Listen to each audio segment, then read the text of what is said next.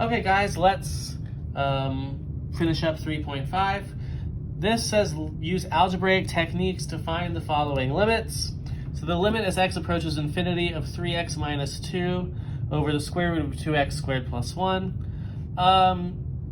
How we reason through what we want to multiply by, similar to the last video, is this is a power of x. This one, the square root of x squared, is also going to be a power of x, so I'm going to multiply by 1 over x. But in the denominator, what I'm going to do is call my x the square root of x squared, because I know that that's going to play a role here, and I know that the square root of x squared is x when x is positive, because the square root of x squared is technically plus or minus x, but as x goes to infinity, I know that it's going to match this sign in particular, so I'm going to choose the multiply it by 1 over the square root of x, the positive square root of x squared. So that when I multiply this in the numerator, I get the limit as x goes to infinity of 3 minus 2 over x. And in the denominator, I'm going to have the square root of 2x squared plus 1 all over x squared. But I also know that this is equal to the limit as x goes to infinity. I can divide both of those by x squared. 3 minus 2 over x over the square root of 2x squared divided by x squared is 2 plus 1 over x squared.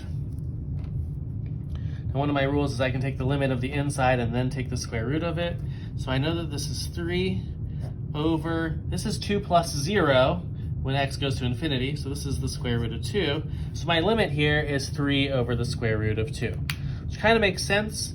If this one weren't here, I could take the square root of both pieces, and I would see that the square root of x squared is x, and my coefficient would be the square root of 2, so it would be 3 over the square root of 2. And the way I rationalize through that is as x goes to infinity, this 1 becomes almost irrelevant. A similar thing happens in 2b, but we have to be very careful about what we multiply by and how we reason through it. When I am approaching negative infinity, what happens when I take the square root of x squared?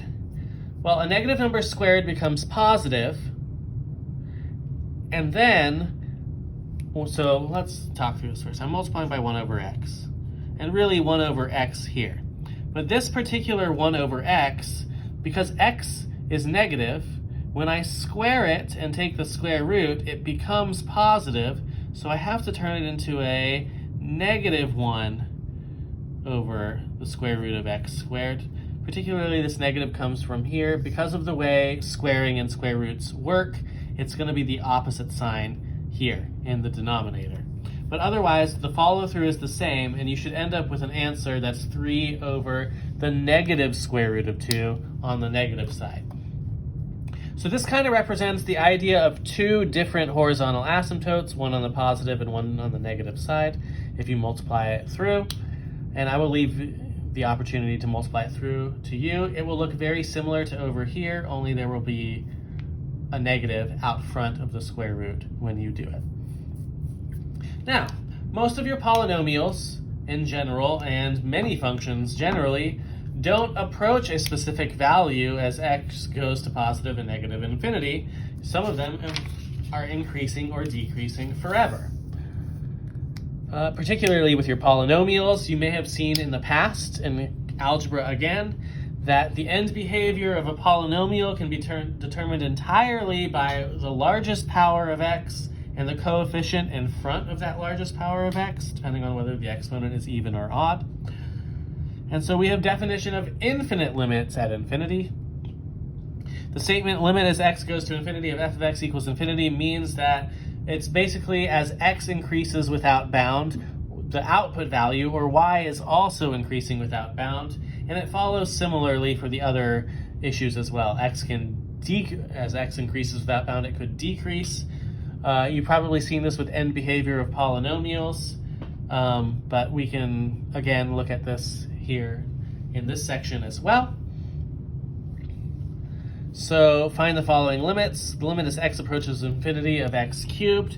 Well, if we tried to plug infinity here, we would get infinity cubed, but a positive number cubed is still positive. So we would say the limit as x approaches infinity here is technically positive infinity, because again, a positive number cubed will still be positive. Similarly, if we plugged in negative infinity, or attempted to look at what's happening when it's negative, a negative number cubed is negative, so this would be negative infinity.